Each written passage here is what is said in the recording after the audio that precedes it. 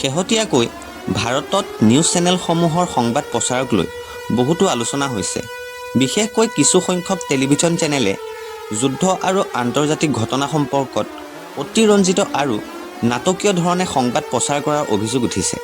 চৰকাৰৰ মতে কিছু সংবাদ মাধ্যমে যুদ্ধৰ ঘটনাসমূহক অতিমাত্ৰা নাটকীয় কৰি প্ৰচাৰ কৰি জনসাধাৰণৰ মাজত ভয় আৰু আতংকৰ সৃষ্টি কৰিছিল।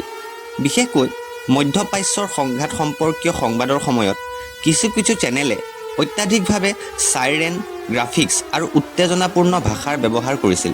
এই পৰিস্থিতিত ভাৰত চৰকাৰৰ তথ্য আৰু প্ৰচাৰ মন্ত্ৰালয়ে এটা গুৰুত্বপূৰ্ণ সিদ্ধান্ত লয়। মন্ত্ৰালয়ে টেলিভিছন ৰেটিং সংস্থা BARC অৰ্থাৎ ব্ৰডকাষ্ট অডিয়েন্স ৰিচাৰ্চ কাউন্সিলে নিৰ্দেশ দিয়ে যে নিউজ চেনেলসমূহৰ TRP ৰিপৰ্ট সাময়িকভাৱে বন্ধ কৰি দিয়া হয়। এই নিষেধাজ্ঞা বৰ্তমান 4 সপ্তাহলৈকে কাৰ্যকৰী হৈ থাকিব বুলি ঘোষণা কৰা হৈছে।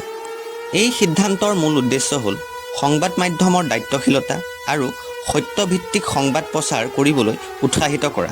TRP বন্ধ হৈ থাকিলে চেনেলসমূহে কেৱল ৰেটিং বৃদ্ধিৰ বাবে নাটকীয় সংবাদ প্ৰচাৰ কৰাৰ পৰা কিছু হ'লেও দূৰত থাকিব বুলি আশা কৰা হৈছে।